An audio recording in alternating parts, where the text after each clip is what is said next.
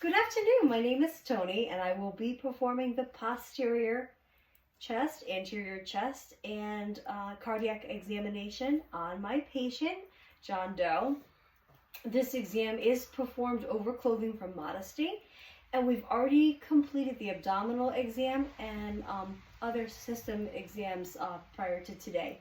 So John is seated upright with his hands on his thighs in a natural position, and I'm standing just slightly posterior and lateral. So I have a clear, full view of the thoracic field. Okay. The first portion begins with visual inspection of the posterior thorax. I am inspecting the integrity and surface appearance of the skin across the full posterior chest. I am systematically scanning from the upper thoracic posterior region across the scapula, moving laterally and down towards the lower thoracic region, which is going to be just above the posterior diaphragm line. I'm noting the color of the skin, the texture, checking for any areas of erythema, ecchymosis, bruising, scarring, any lesions, nodules, any unusual hyper or hypopigmentation to the skin, rashes, or any visual trauma. And the skin is intact. I do not appreciate abnormal discoloration, wounds, surgical scars, rashes, lesions, or nodule formations. Texture appears consistent and healthy. All right, so now I want to inspect for respiratory distress. So now I am assessing John's breathing, okay, and the respiratory effort. So I'm observing for accessory muscle use, including the sternocleidomastoid recruitment, intercostal retractions, suprasternal retractions, or supraclavicular retractions. I am making sure that he is not leaning forward in what they call the tripod position, which would really show that he was in respiratory distress, and there's no nasal flaring noted, no cyanosis around the lips, and the nail beds have also no cyanosis, and there's no increased respirations. He's breathing comfortably, and no use of accessory muscles noted. So next I'm going to look for chest deformities. So of the posterior thorax, such as kyphosis, scoliosis, any abnormal contouring to the ribs, okay, front and back, the thoracic cage irregularities, posterior chest appears symmetrical. It's a normal contour, and no abnormal spinal curvature noted. Okay. So next I'm visually assessing for symmetry of the scapular alignment and the spinous process. I'm palpating the spinal column. Okay, this gently along the vertebral line to assess alignment and check for any set-offs or tenderness, and palpating the scapula bilaterally and checking for any tenderness, and noting the musculature development. And there is no normal musculoskeletal tone and no areas of tenderness.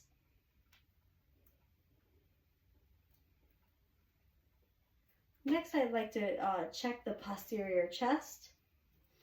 I'm going to inspect the respirations, excursion, depth, rhythm, and the pattern, symmetry, respiration rate, looking for wheezes, shortness of breath, and verbalization. So I'm observing the posterior thoracic motion for excursion.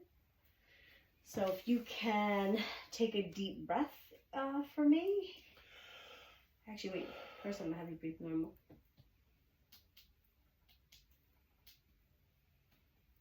Okay. Now, if you could take a deep breath and hold it. And what I'm doing is I'm actually percussing. Okay. So I have you can let your breath go. So I have an area of about 4.5 centimeters of excursion noted. All right, so the posterior thorax rises and falls symmetrically. Breathing is unlabored and within normal limits and normal depth. All right, the respiratory rhythm is regular. Chest movement is symmetric. I'm just watching you breathe from side to side. And based on direct observation, John is not short of breath. I do not hear any audible wheezes during passive respirations.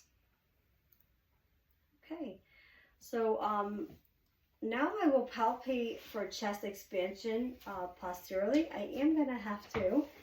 Okay, so I'm going to palpate and have my hands on the lower posterior ribs. I'm going to have you take a deep breath in. Okay, on the count of 3, take a nice deep breath in. Okay, and you can breathe out.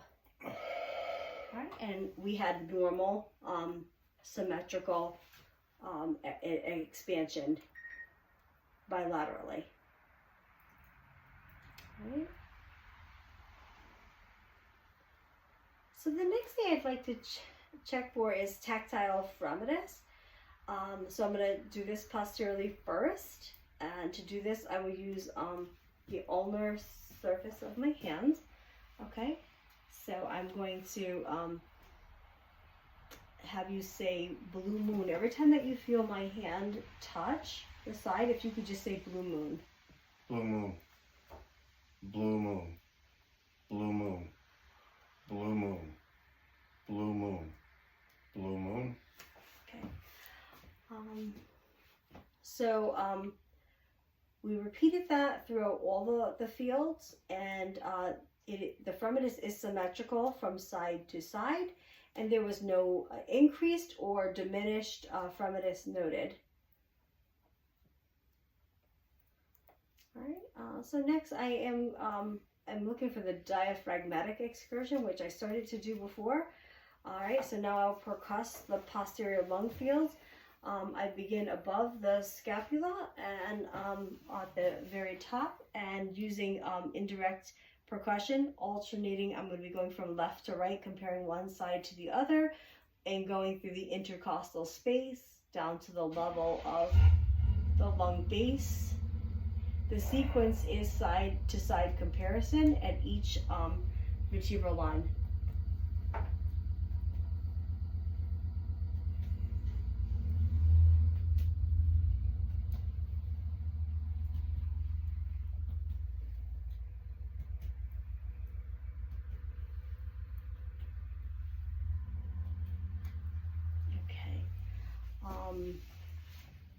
And now I'm going to have you take a deep breath in and hold. Let me go a little faster here. Okay, so symmetrically, thank you. There is about that 4.5 centimeter on both sides where the diaphragm pushes the lungs up. Okay.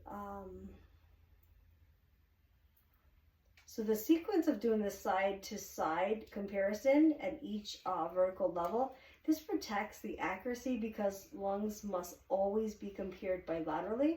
Percussion tones are resonant throughout as expected over the normal lung tissue. And now I'm gonna, we did that part, let me see, just thinking for a second, sorry I lost my train of thought. So I want to just auscultate posterior lung fields. We're getting to the good part now. So next I'm going to auscultate posterior lung fields, starting all the way at the top at the apophysis above the scapula. I'll be alternating side to side. I'm going to just have you turn a little bit sideways. If you can just that way. And a little bit, if you could lean in just a little bit that way so they can see where I'm putting the stethoscope. Okay, perfect. Thank you, John. You're welcome. Okay, whenever you feel my stethoscope on your skin, if you could just take a deep breath. Okay, in and out. Okay.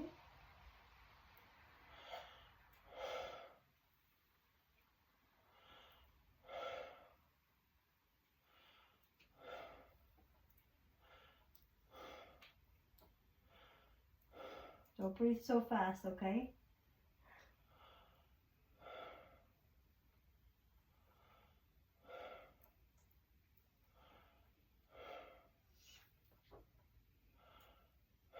Okay, I'm going to come all the way around to the side here.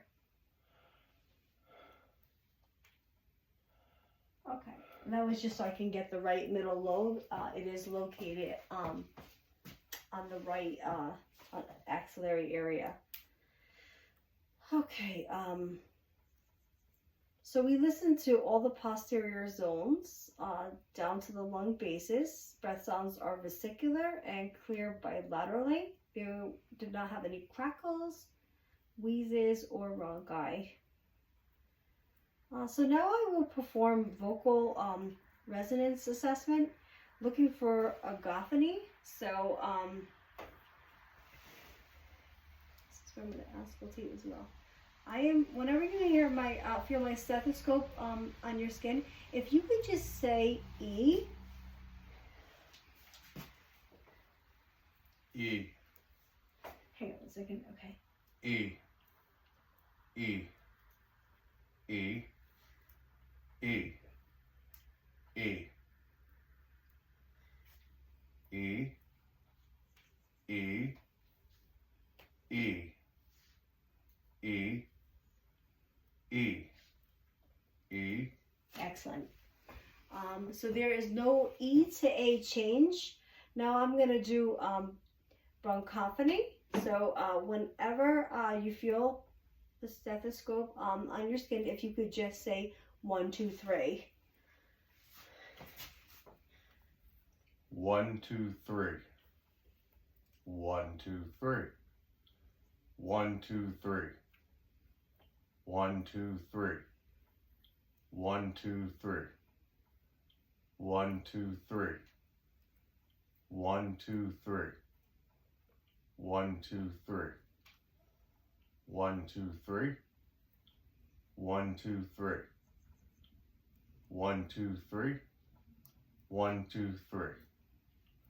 1, 2, 3. 1, 2, 3.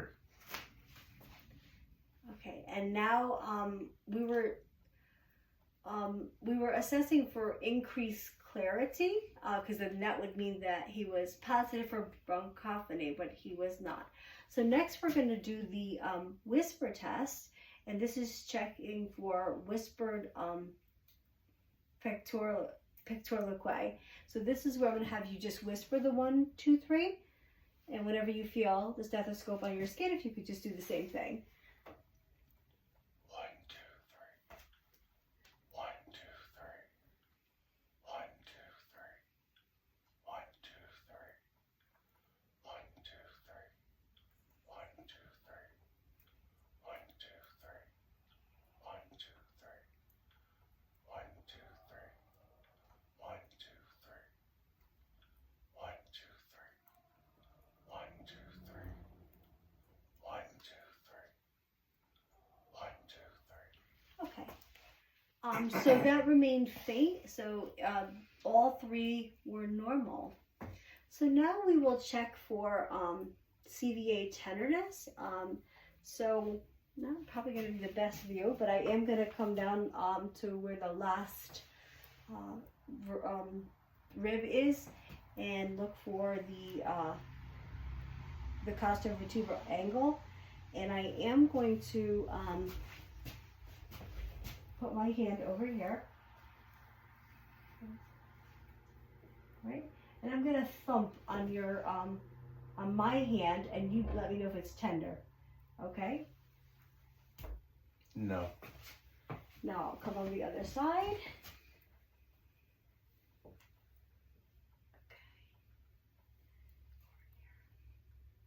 On the count of 3. 1, 2, 3. No. Okay, very good. So this is where we check for CVA tenderness by percussing gently over the costovertebral angles bilaterally. And as you can see, he denies tenderness and no CVA pain. All right, so now we're gonna come to the front. I may have to move my camera just a little bit. I come to the other side. Just checking my angle. Okay. So you could face towards me, but actually I'm facing towards you. And we'll proceed to the anterior chest.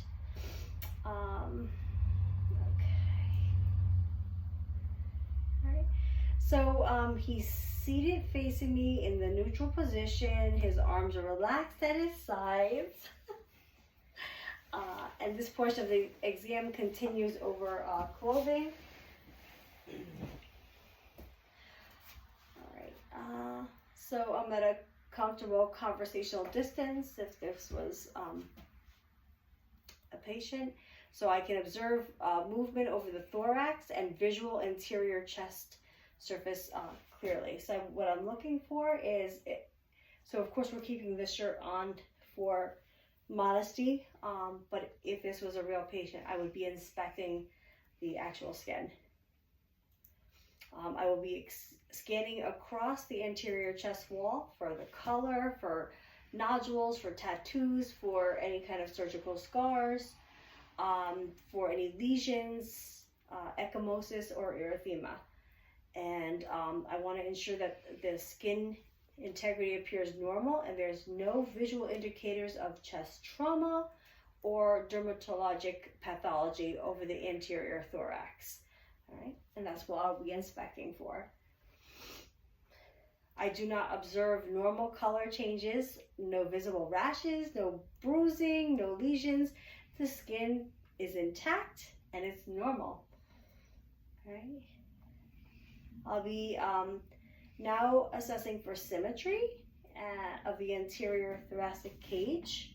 As I watch the breathing, I'm looking for any abnormal anterior chest deformities. Looking, actually, if he was laying down, it might be a bit easier, but I would be looking for a concave area here called pectus excavatum, or where the rib cage would actually protrude out, which is the pectus carinatum, or any unilateral chest shape abnormalities. Thoracic shape is symmetrical bilaterally. The rib cage rises evenly with breathing, and there's no deformities noted. So now I'm going to palpate for the chest expansion and tactile fremitus on the anterior side. All right, so I'll be placing both of my hands.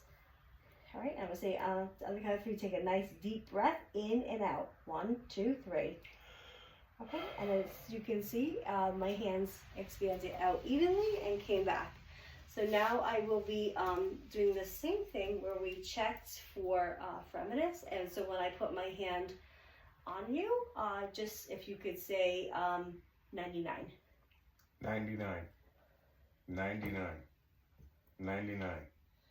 99. 99. 99. Perfect. Okay. All right. So I palpate the upper and lower anterior thoracic fields bilaterally, and I was using the ulnar side of my hand, and I palpated this from side to side comparison, and fremitus is symmetric anteriorly. No increased fremitus and no decreased fremitus were noted. So next I'm going to auscultate the anterior lung fields using the diaphragm of my stethoscope. I'll start in the upper lobes, just inferior to the clavicles, and alternate left to right, moving downward through each intercostal level, comparing bilaterally. Breath sounds are, take a deep breath in and out whenever you feel my stethoscope. Okay, but if you get lightheaded, let me know.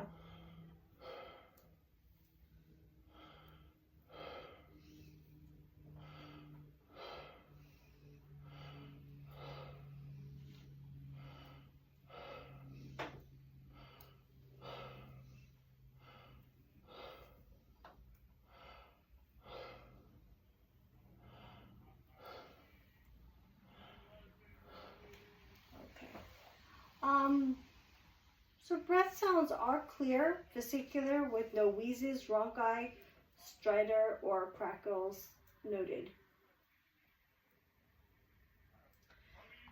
Okay. So,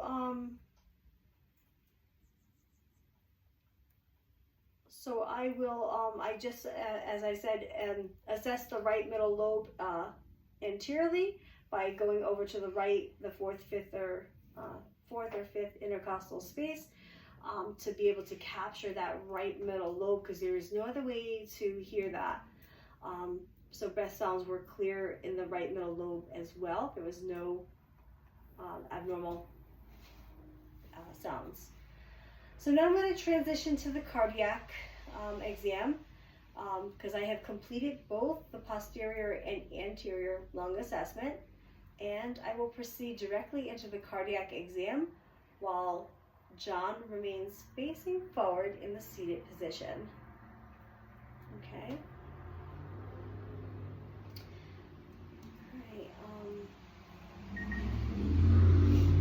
So the clothing is going to remain on for modesty for this portion of the exam as well. All right. Now we're going to auscultate in all 5 areas with the bell and diaphragm. I will need to use both while listening to all of the heart sounds. So I will begin with auscultation in 5 major cardiac landmarks using my the diaphragm, and then I will switch over to the bell. You could breathe normally for this. Okay. Okay. Second intercostal space on the right is aortic.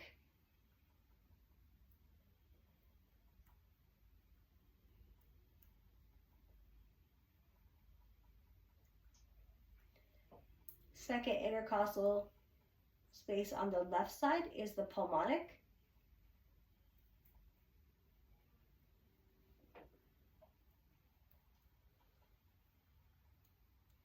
Third intercostal space, left sternal border, is Erb's point. And this is where you can hear S1 and S2 equally.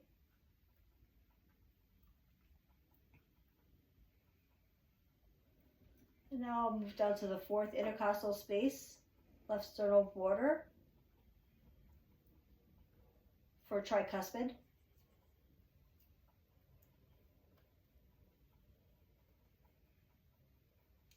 And just under the nipple line,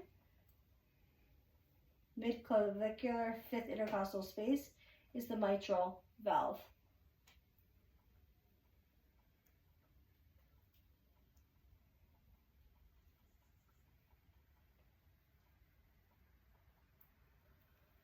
Very good. I'm going to listen to all that, the same areas again with the, hope I'm not screaming, with the bell on my stethoscope.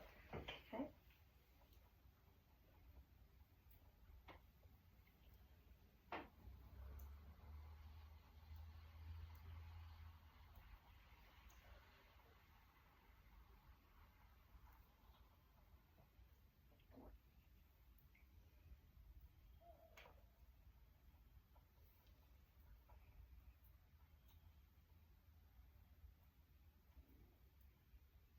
Okay. So there were no murmurs that were auscultated using the bell. So I've now completed the diaphragm and the bell, listening to the aortic, pulmonic, Erb's point, tricuspid, and mitral sites. And now I will move on to identify and palpate the PMI. So I'm going to palpate this area over here. And I'm going to be using this portion of my hand, right under my fingers.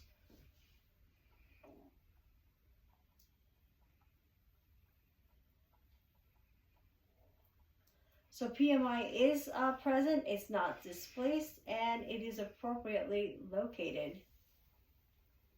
Okay. Now I will auscultate the apical pulse over the same mitral area for 1 full minute. And I will listen for the rate, the rhythm, regularity.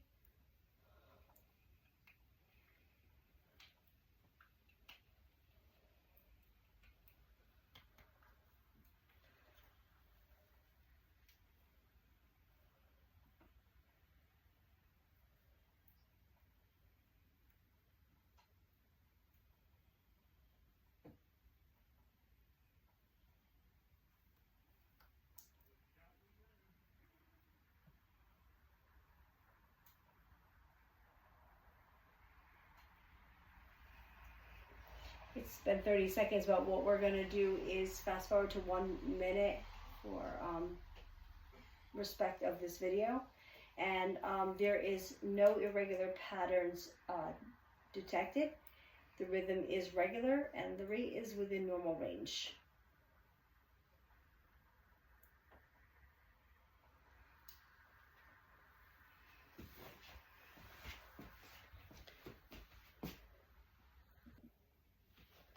Sorry about that. Okay. So now I'm going to auscultate the apical pulse over the same mitral area for 1 full minute. I listen for rate, rhythm, regularity.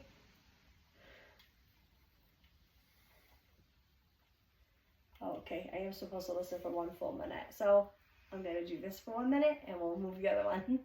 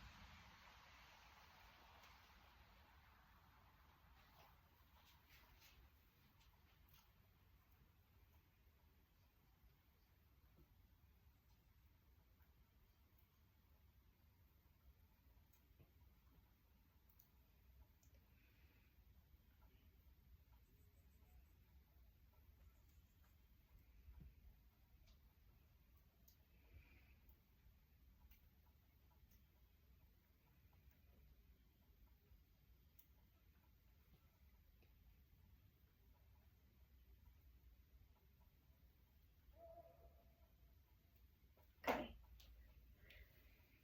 So now I can safely say no irregular patterns were detected. You really do have to listen for 1 full minute. Okay, so now we can have you lay down. I don't know how many pillows you would like. You need some help? No. It's probably better to, bring that part all the way here before we have you lay down. We can move these for now. Okay.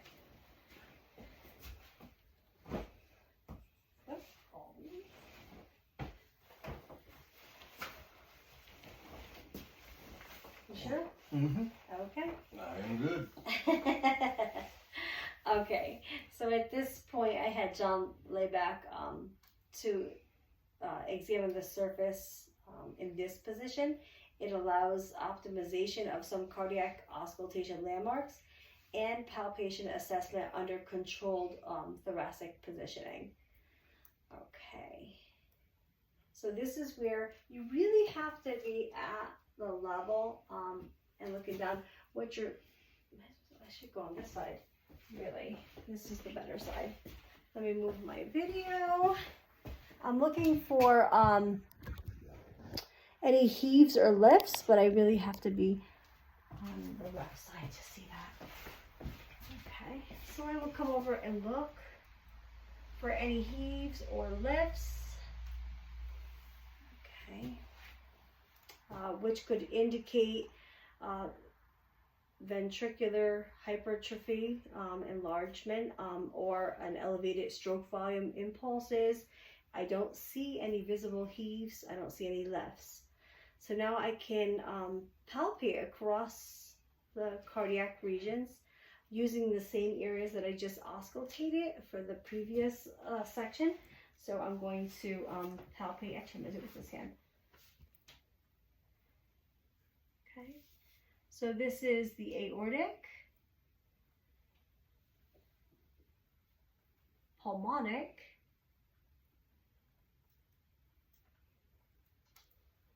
Erb's point, tricuspid, and then the mitral. So what I'm feeling for is thrills. It would feel like fine vibratory buzzing under my hand, and that could indicate some turbulent blood flow, consistent with a higher grade murmur, but no thrills are present. I will now auscultate each of the 5 areas, but same that I just did, but in the supine position.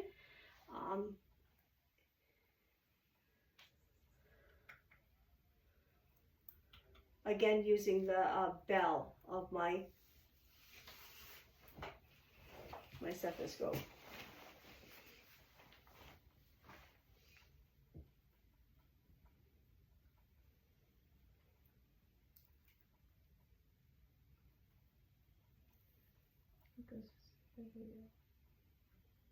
All right, so this is pulmonic, Erb's point,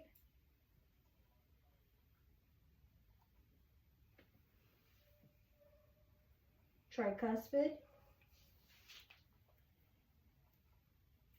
and then the mitral.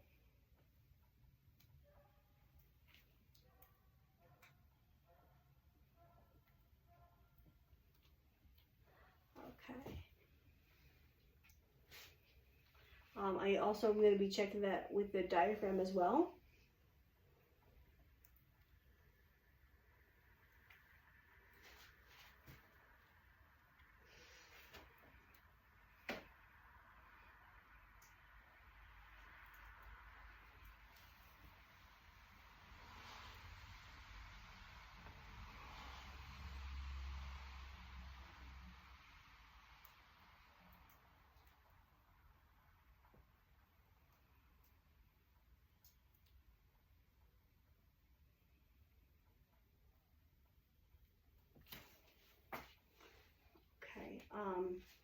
So the rhythm remains regular. The S1 and S2 are normal. No pathological heart sounds were heard. All right, so I'm going to screen for aortic regurgitation. So this is where I have to have you sit up again. So I am going to help you on the count of 3. 1, 2, 3. Okay. All right, and I'm going to have you lean forward while you, and then hold your breath. So you do have to lean forward when I do this. Oops.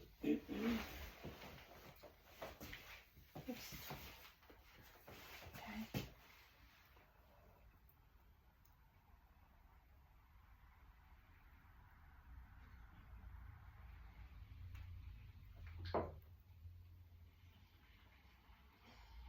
So what I'm listening for a high frequency diastolic decrescendo murmur, typical of aortic regurgitation, but there's no murmur appreciated. All right. Yeah. Okay.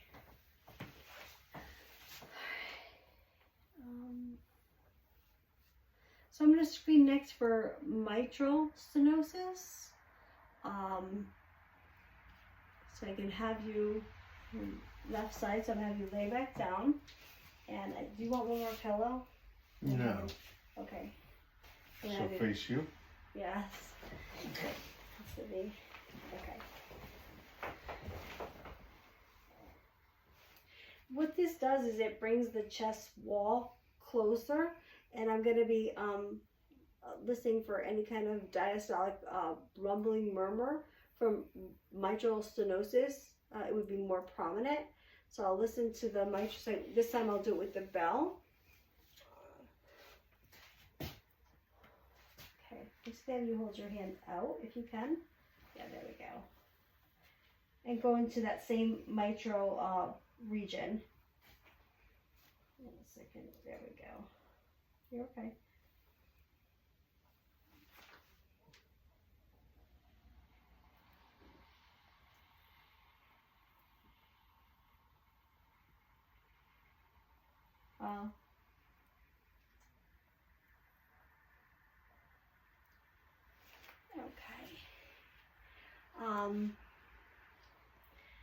So there was no abnormal murmur appreciated at the mitral.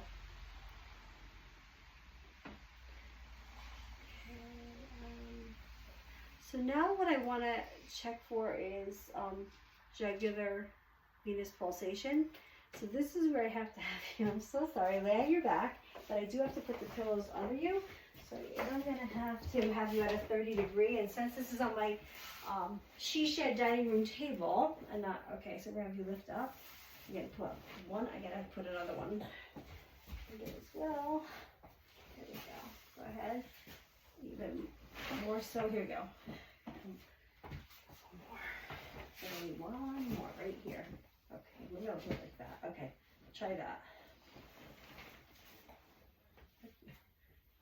Alright. Alright. Oh, I better go on the other side because the camera can't see me. Okay. So what I'm going to be looking for is any venous pulsation by elevating the head. This is the best I could do for 30°. And I will observe the internal jugular region for any venous pulsations, waveform characteristics. So I'm going to just have you. So this would be the ankle, good.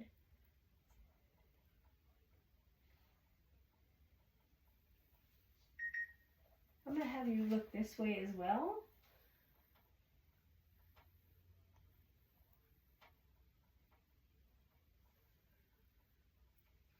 Okay. So I do not appreciate any abnormal jugular venous distension or exaggerated waveforms. So this concludes my posterior chest, anterior chest, and cardiac examination on my patient John Doe. All clinical findings were normal. On inspection, palpation, percussion were applicable, and on auscultation. Thank you very much.